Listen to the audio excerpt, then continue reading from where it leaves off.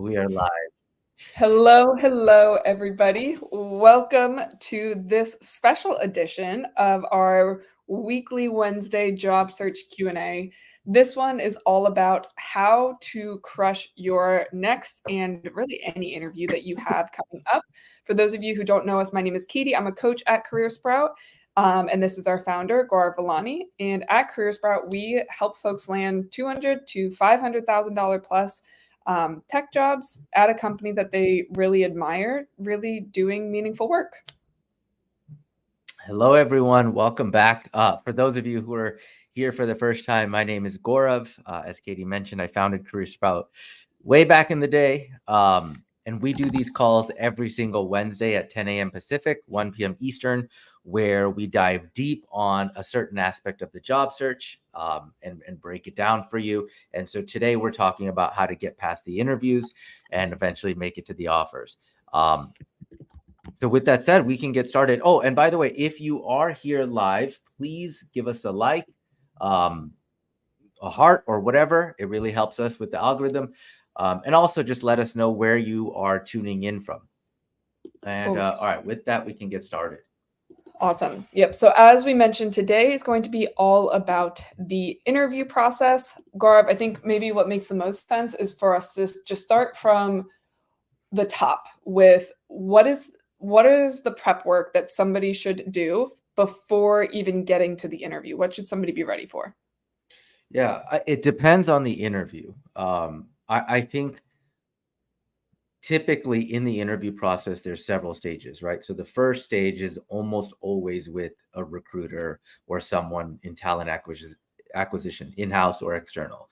So when you're prepping for a call with a recruiter, it is going to be very different than when you're having a call with a hiring manager.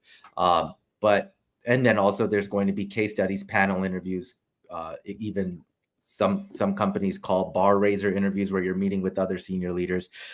So it depends on who you're meeting with, and that will largely determine how you prep. However, sort of a blanket way to prep is making sure that you understand several things. One, studying the job description and understanding what they are looking for in this role, in this person, and having some examples ready to go, ideally in a star format of how you've already done much of what they're looking for next in this next hire. Another good question to prepare for is the tell me about yourself. Why should they hire you? And then the third question is why them? Why are you interested in this company? Now, I know most people are saying, well, I just need a job, so that's why.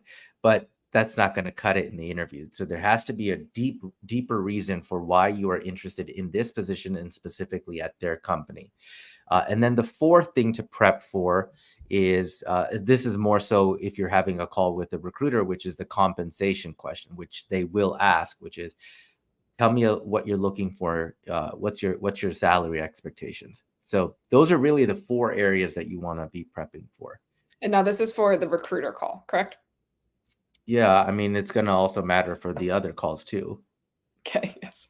Especially recruiter calls. A lot of times people get really stressed about the recruiter call. Really, it comes down to those four things are almost always the go-tos. And then as Gaurav just mentioned, like knowing your responses to those for later rounds, also extremely valuable.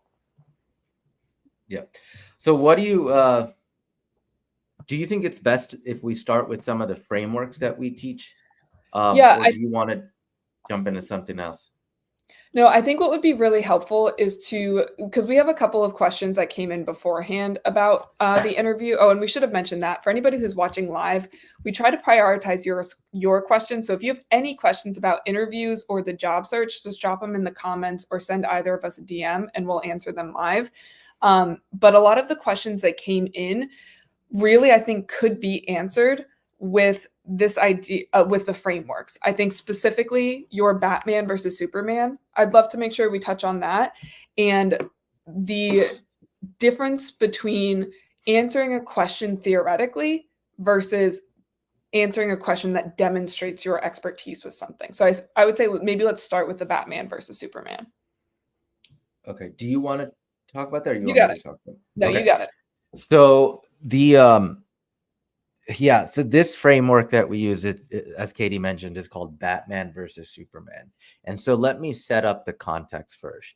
I'm a huge, Marvel DC Comics guy, and I watched all the movies. And so back in the day when that movie came out with Ben Affleck of Batman versus Superman, I was like on all these forums kind of just reading up about the movie. And in one of the forums, there was a poll that was asked.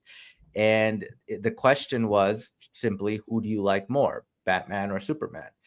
And the overwhelming response, I think it was like 83% of people who took the poll said said Batman. And then it kind of broke it down as to why. And the reason is the reason more people like Batman versus Superman is because Superman is too perfect. Like, he was literally born perfect. The only thing that could kill him is kryptonite. And so if there's no kryptonite, he can do whatever he wants. And growing up, he could run faster than the other kids. He could fly, he could move the moon, he could do whatever. Whereas Batman is a human like us, right? He has no superpowers. And he had to deal with so much adversity throughout his life. He lost his parents. He had to overcome that. He has a fear of darkness. He had to overcome that. He had a fear of bats. He had to overcome that. He had to overcome so many things in order for him to be where he is. And plus, he can die at any point because he's vulnerable. And so the point here is that he is a lot more relatable to most people. And in interviews, how this relates now is, we prep our clients on interviews a lot. Yep. And one of the things that we find is most job seekers early on, when they're interviewing, they're trying too hard to be perfect. So I'll give you an example. This is a real example. And we listen to some of our clients' interviews. I know. Anyway, well, I'll just tell you that we listen to some of our clients' interviews. And this is a real example. So one of our clients was asked, tell me about yourself. And he went on to say, well, I'm the #1 performing sales rep at my company. I've been in the top 3 for the last few years. I've put together sales training processes that have helped us grow our sales to do X and this and that. I've also read a lot of different sales books and then implemented what I've learned and trained our sales team. And now we're one of the highest performing sales teams in the company. And so in the middle of that answer, the interviewer stopped him and said, well, it sounds like you're perfect. Why do you want this job? And when I heard that, his name is Michael, I told him, I was like, Michael, you lost this interview. You turned off the other person. Why? Well, because Michael was trying too hard to sound like Superman. He was trying to come across as so perfect and flawless. And remember, there's nothing relatable to somebody who tries to come across as perfect. If anything, what you're doing is turning them off. And so this is him being Superman. So instead, we talk about, instead of trying to be perfect, just be authentic. Instead of talking about everything you've done right, talk about some of the lessons you've learned from your mistakes. How did you get here? How did you grow? What did you fail at in order for you to get better from that experience? And so this is like I think kind of one of our cornerstones is in our training processes when we're prepping our candidates, is to make sure that they are expressing vulnerabilities, talking about what they learned, talking about who they learned it from, expressing humility. So that's kind of Batman versus Superman. But do you want to sort of chime in on that? Yeah, I think the one thing that I want to emphasize is, let's just keep with that example of Michael. When you hear, if you were to have read those stats on a resume, you're like, oh, heck yes, this sounds like the perfect candidate. The resume is the only place in the entire job process where you get to brag. When you are talking to somebody, and we've all had that experience where if you've ever talked to a know-it-all, somebody who's just like, oh, they just know everything, you never like think highly of that person. You're not grateful that they know everything. You're like, oh, they're just such a know-it-all. And it's annoying. And one of the cool things that happens when folks come in our program, especially if they've been interviewing for, a few rounds, they're going for these $200,000, $500,000 roles. What happens is we take the pressure off of them because we're like, hey, you're too perfect right now. You've got all this experience. You're too perfect. You get to just be yourself and talk about all of the hard work that went into you getting some of these things. You get to talk about your failures, your lessons learned. And as soon as that happens, it's like this, like their shoulders drop. They're like, wait, I can talk about that stuff. And almost overnight, those folks who went from being super polished to now being, relatable, that's when they start getting offers. And so, like, a really good indicator, if you're somebody that falls into that bucket, is if you're making it through a lot of rounds and you're losing in those final rounds. That's one of the biggest indicators. It's like, oh, you're technically there, but every interviewer is really asking two questions. One, can you do the job? So you're covering that question. But then two, it's, can I work with this person every day, 8 hours a day? And if you're a know-it-all, you're probably losing out on that question, especially if you're making it through a lot of rounds and you just can't figure it out. If you're not making it through any rounds, it's possible that you're really overdoing it here. But oftentimes those are the people that maybe they're a little bit too humble and it's coming across as insecure. So there's a little bit of like, you've got to have a little bit of self-awareness to know where you fall on the spectrum here. Right. And one of the other ways to think about this is it's counterintuitive a little bit because you're thinking, I'm going into an interview, I have to show them my best self. And that makes sense. However, it's easy to go into the take it too far. And we talk about you don't want to sound interesting. Yes. You want to sound interested. And so again, the counterintuitive thought process is if I go into an interview, I have to talk all about, I have to make it about myself, talk about all the things I've learned, all the things I've did, all the things I've achieved, yada, yada, yada. However, an interview is actually way more like a date than anything else. And so think about a time in your life where you went on a date with somebody, or just think about a time where you met up with a friend for lunch that you haven't seen in years. Now, in this date, if the other person talked about themselves for 90 or 95% of the time, barely asked you any questions, you would probably leave that date feeling icky, feeling like I don't really want to have another date with this person. They didn't ask me a single thing about me. Why do you feel that way? It's because they weren't interested in you. They were trying to come across as interesting. And it had the counter effect, right? You ended up not finding them interesting because all they did was talk about themselves the whole time. And another thing that we always tell our clients is nobody cares about how much you know until they know about how much you care. And so in an interview, it is really key to take some time to get to know about this person, about this company, about this job, about their initiatives, about their challenges. Now it shows them that you are an active listener. You're trying to really gauge what they need. And then it makes it a lot easier for you to talk about how you can help them with what they need. Yep. Absolutely. Cool. Okay, let's dive into, I feel like that's really strategic. Let's dive into some of the tactical. And maybe it's easiest for us to just start at the beginning of the interview and work our way through beginning, middle, end. So I'll let you start with that beginning part. Okay.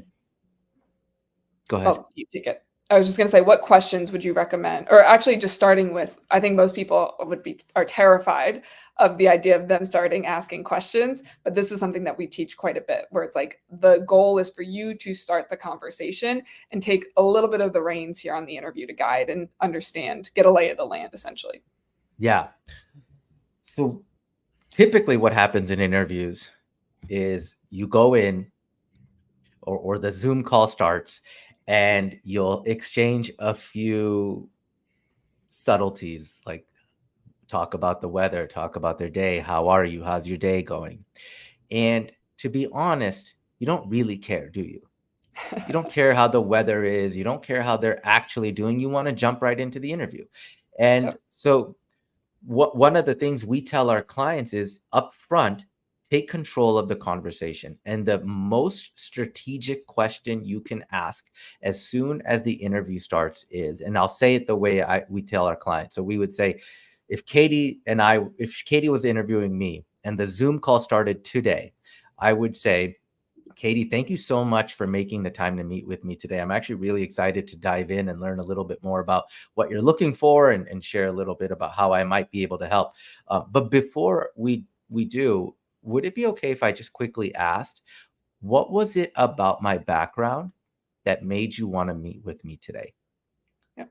What was it about my background that made you want to meet with me today? And another way you can ask it is there any specific experience in my background that made you want to meet with me today?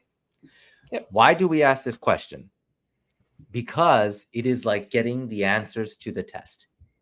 The second you say, what was it about my background that made you want to meet with me today? The interviewer will likely hone in on several things on your resume, in your experience, that caught their attention, that they want to learn more about.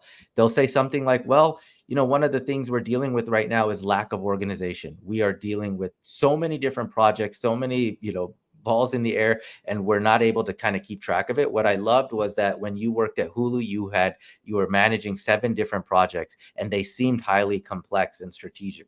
I'd love to know how you kind of managed all these different conflicting or competing priorities. So now I know what is relevant to Katie. And more importantly, I know what is irrelevant. So throughout my interview, I need to focus in on only what is relevant to this person. I don't need to talk about all the things I did. Nope. I just need to talk about what she finds important. That's the first question that we ask. There's a second question that we ask immediately after that first question. And so here's what we're doing. So when interviewers come into an interview, whether they know it or not, consciously or subconsciously, they have some form of bias. Yep. And what I mean by that is they will have read your resume. Maybe they got notes from the recruiters, and they will say, okay, Katie has done XYZ things. I better hear about this. I better hear about that. She better talk about this. I'm looking for that. There's all these biases that they're creating. And what happens is, with all of these biases, the mistake the interviewer makes is they fail to actively listen, because they're only looking for the cues that they've thought about. So what we want to do is break that wall down and take it away from this transactional interview to making it a little bit more of a conversational interview. So we are breaking the bias. Yep. And how we do that is right after you said, what was it about my background? And then the interviewer tells you whatever, here's this, you could say, great, thank you. And then you jump into the next question, which is something about them. So ideally, before you ever meet with someone, you want to look them up on LinkedIn and find something throughout their career that stood out to you.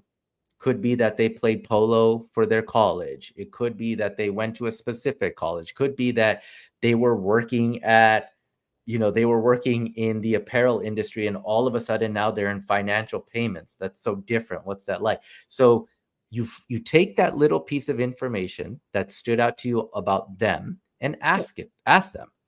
So the question would be like, so right after you ask that first question, what was it about my background? They answer. You would say, great, thank you. Also, by the way, I noticed that you were working at this company you were working at your last company for 7 years, and then you left to come here. What made you decide to join this company? Yep. That's a great question, because now you're understanding what is important to them culturally about that company. So that way, if something aligns with what they're saying, that you could bring that up, you could sprinkle that in throughout the interview. But what you've got them to do, even if it's very brief, is you've got them to stop thinking about your resume, stop thinking about this job, and kind of open up a little bit about themselves. And remember, no one cares about how much you know until they know about how much you care. And this is showing them that you care. So that would be that's how we open every interview, with those two questions. What was it about my background? And then asking something about them. And Katie, before you go into the middle, For those of you who are on this live, any questions around this, or just drop them and we'll get to them as we kind of keep going. Absolutely. Yeah, the one thing I want to emphasize of that beginning question, because I've heard people when they're practicing this, especially, they'll say, "Oh, what brought you to Adobe?" Or what made you join Google, or whatever the case may be. It's a question that could be asked to every single employee, and it doesn't demonstrate that you care about that specific person at all. So the way Gaurav did it is very important, where he went and he researched and he said, "Hey, I noticed you were at your last company for 7 years." It's like there's very few people, if any, that you could say that exact same statement to. That's a really good, formula for you to keep in your mind, that if you could say it to somebody else, it's probably not going to show that you're actually interested in them. Make it specific to them. Also, can we just talk about the example of Amber and how this question actually? Yeah. So for those of you who are listening, or if you catch this later, this is why this question is really important, and the power of it. Yep. So we had a client named Amber, and in fact, today I actually just posted about her on my LinkedIn page. I'll link it here in a second. So Amber was going in for an interview at Google. And one of the interviewers that she was meeting with, this was actually her hiring manager. She looked her up on LinkedIn and she noticed that. She actually said she saw that this hiring manager was at her last company for, I think it was like 9 years, something like a very long period of time, right? So she said, "By the way, I noticed you were at your last company for 9 years. Why did you leave to join Google? What happened there?" And this person's response was like, I couldn't even make this up. She told Amber, she's like, "Well, actually, I was on maternity leave at my last company and they got acquired by Google." And Amber was like, "What? No way. So you came back to a completely new company, new job, new people, new product." And the lady was like, "Yeah, can you believe it? It was insane." And then they just ended up riffing on this one thing for like 15 minutes. Yep. And you could see, again, because we heard it, you could see the level of trust, rapport, friendship that was being built between these two. The rest of the interview that Amber was that she was on was not an interview. It literally felt like two girlfriends catching up. Yep. And so anyway, like a subtle question, like Katie said, when you make it very specific to them, could unlock so much about this person and help you build trust, break down the bias, and make the rest of the interview extremely easy on you. Yep, 100%. So, and as we get into this middle stage, you're going to see, like, oftentimes, even when we talk about interviews, I slip up all the time. I don't even call it an interview. I call it a conversation. Like, ideally, that's how it feels. You're just having a conversation. It's almost like you're catching up with an old colleague or an old friend that you haven't seen in 5 years. And it's like, "Oh, what have you done over the last 5 years? What have you done over the last 5 years?" Obviously, those aren't the exact questions you're asking, but that's how it should feel. It's like you're just catching each other up, figuring out what they have going on, all of that good stuff. And so when we go into the middle section of it, that's where it's really important for you to be asking questions as you're going through the process. Unless somebody, and this happens sometimes, like with engineers, they're like, "Hey, I've got a schedule I've got to stick to." And like, you got to read the room a little bit here. If somebody's like, "Let me ask my questions, hold all of yours till the end." That's right. Don't ignore that and be like, "Oh no, Katie and Gaurav told me I had to ask questions, so I'm going to ignore you right now." Don't do that, please. What we want to do is make it as close to a conversation as possible, but also respect the culture of that interviewer that you're speaking to, especially if it's an engineer.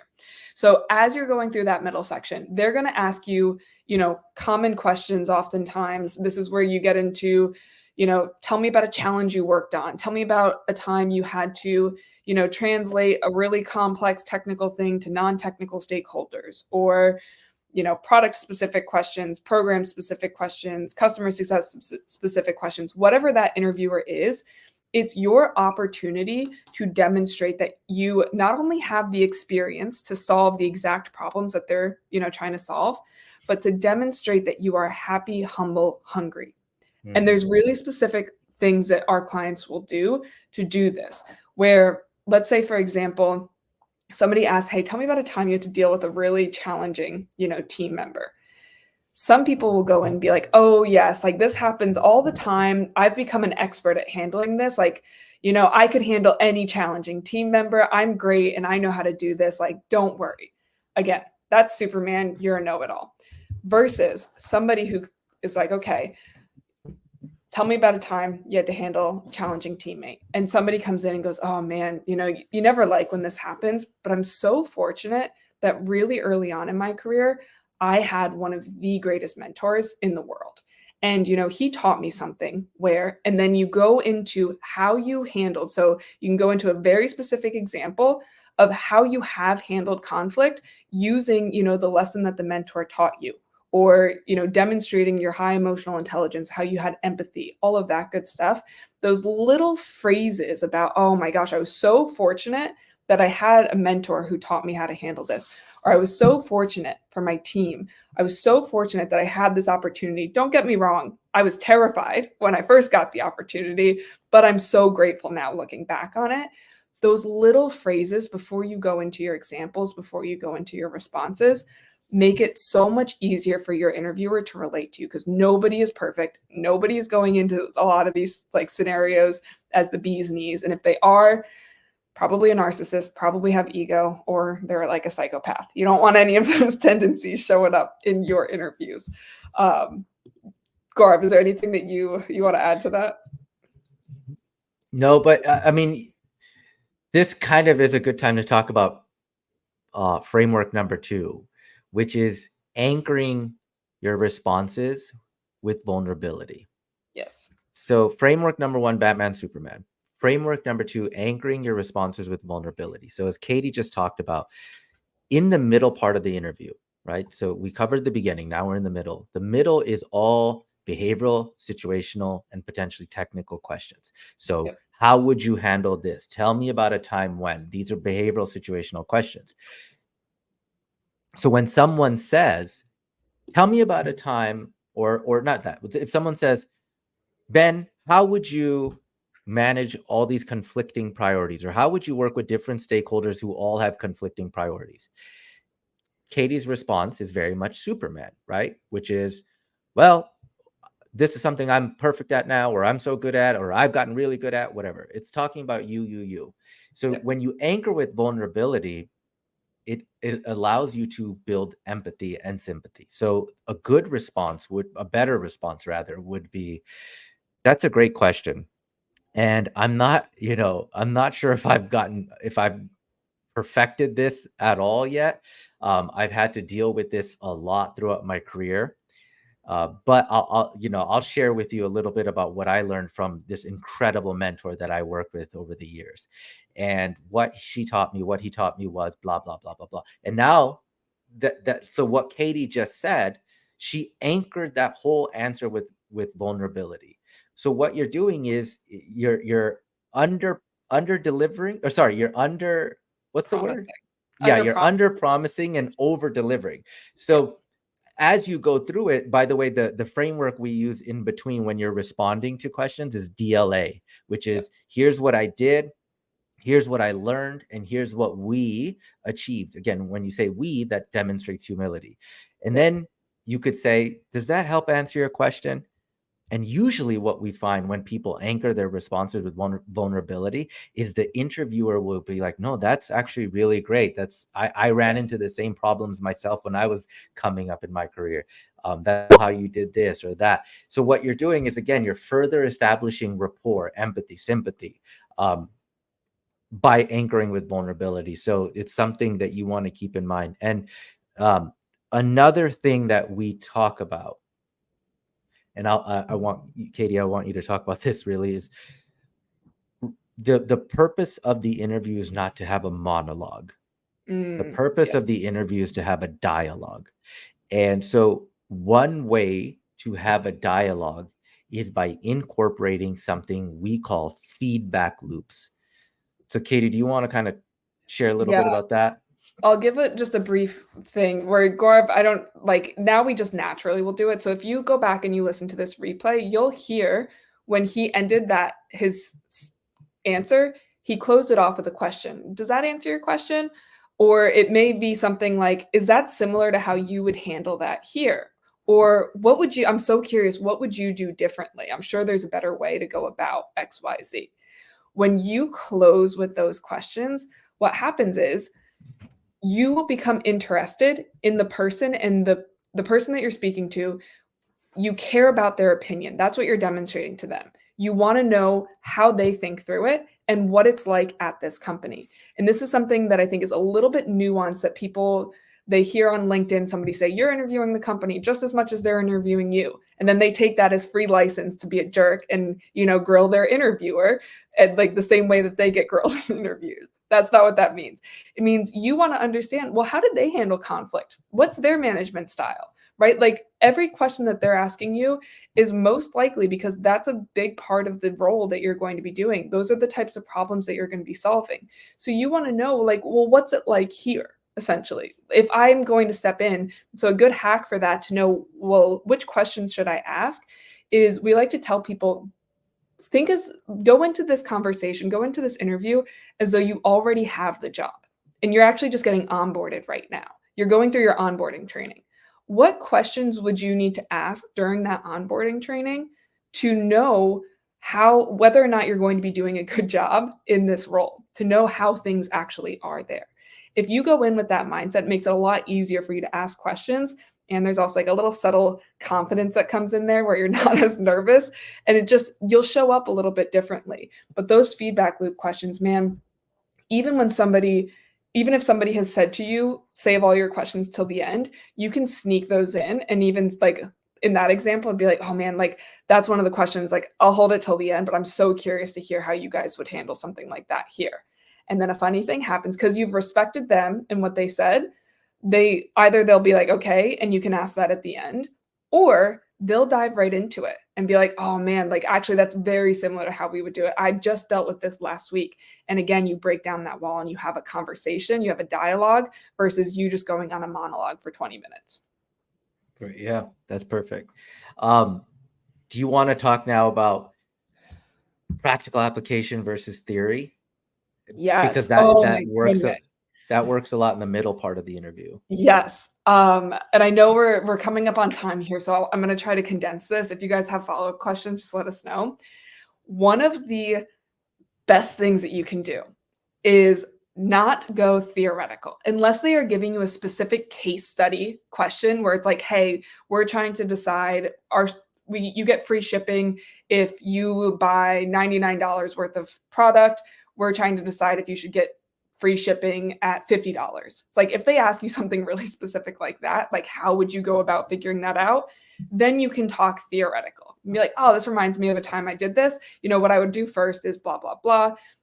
That is pretty much the only time during your interviews that you can talk theory, is if you are working through with your interviewer some theoretical case study problem. By the way, sorry, one question that one of our clients got was, how would you build a coffee machine on the moon? On the moon. So, on the moon. But anyway, like that's another really good example of when you would talk theory. Yes. Just so you know. Because they're just trying, and again, it's not how do you get the right answer, it's how do you think is really what they're asking for there. That is literally the only time you get to use the word would. Any other time they ask you a question, tell me about a time when you did this, or how would you handle conflict?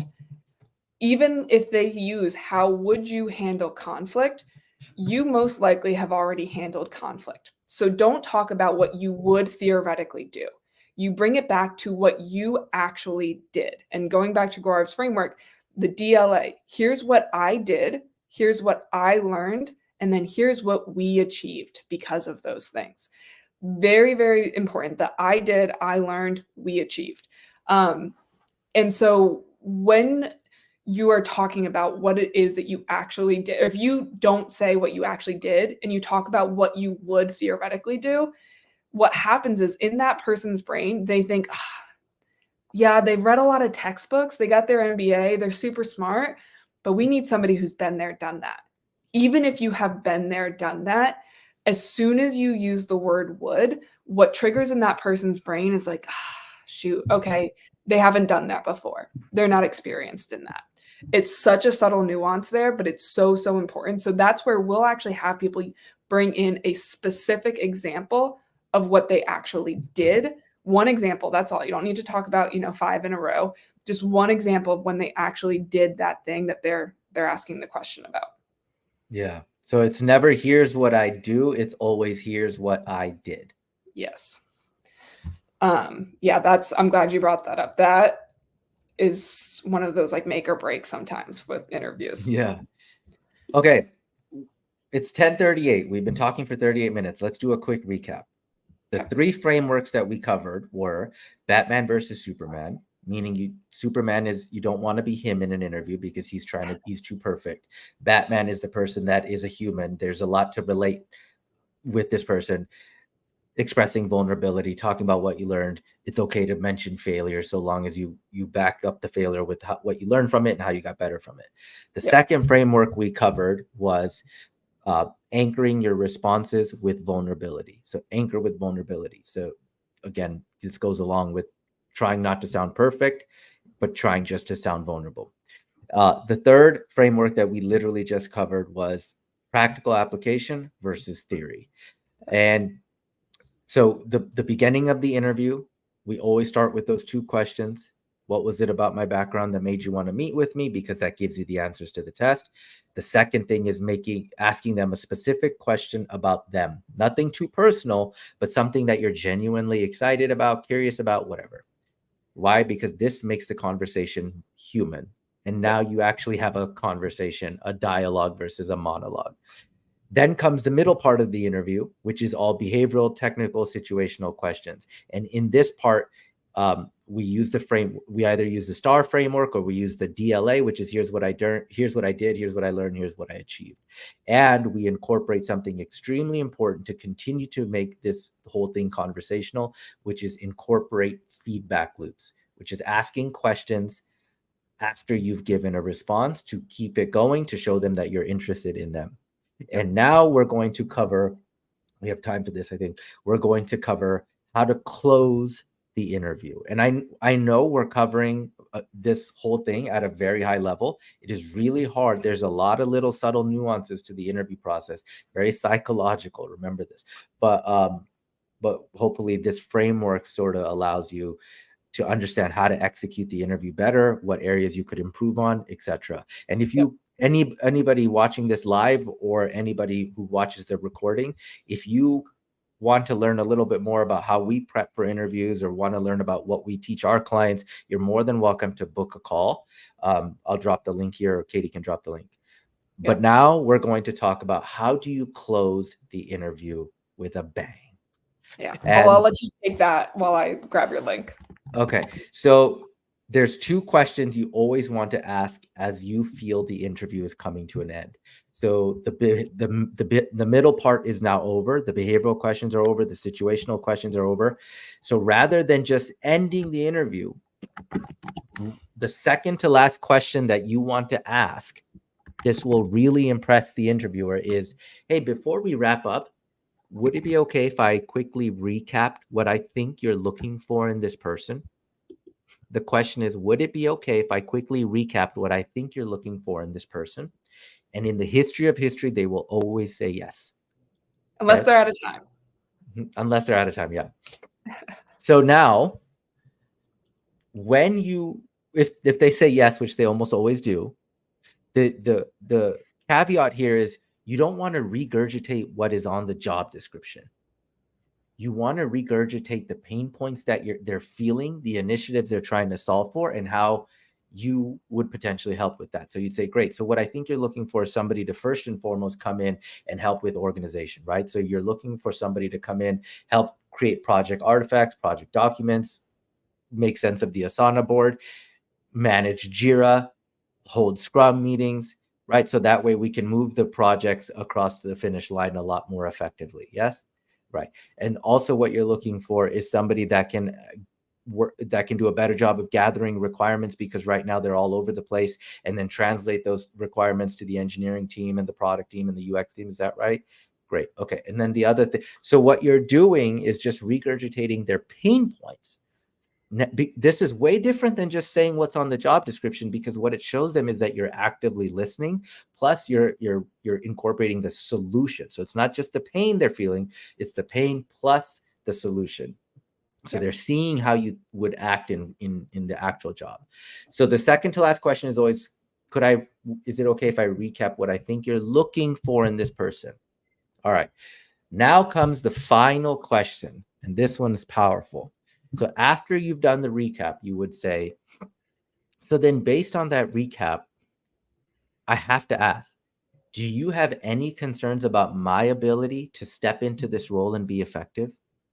It's a two-part question. So part one is, based on that recap, do you have any concerns about my ability to step into this role and be effective? Because this is where it gets good, because I would love the opportunity to clarify or confirm your concerns. When you say, I'd like to confirm your concerns, it shows them a level of confidence that they've never seen in somebody else. Because if they're willing to tell you, yeah, we just feel like the concern is X, and you're like, you're right, that is the concern. That's powerful to be able to admit that you are not perfect. You are not Superman. But now, how do you respond to that? So there's a framework here. This is the fourth and final framework that we call cupcake versus cake. Okay. So let's say Katie's like, yeah, Gaurav, my only concern is you don't know how to bake a cake. Whatever the concern is, right? Let's say hypothetically, you actually have experience baking a cake.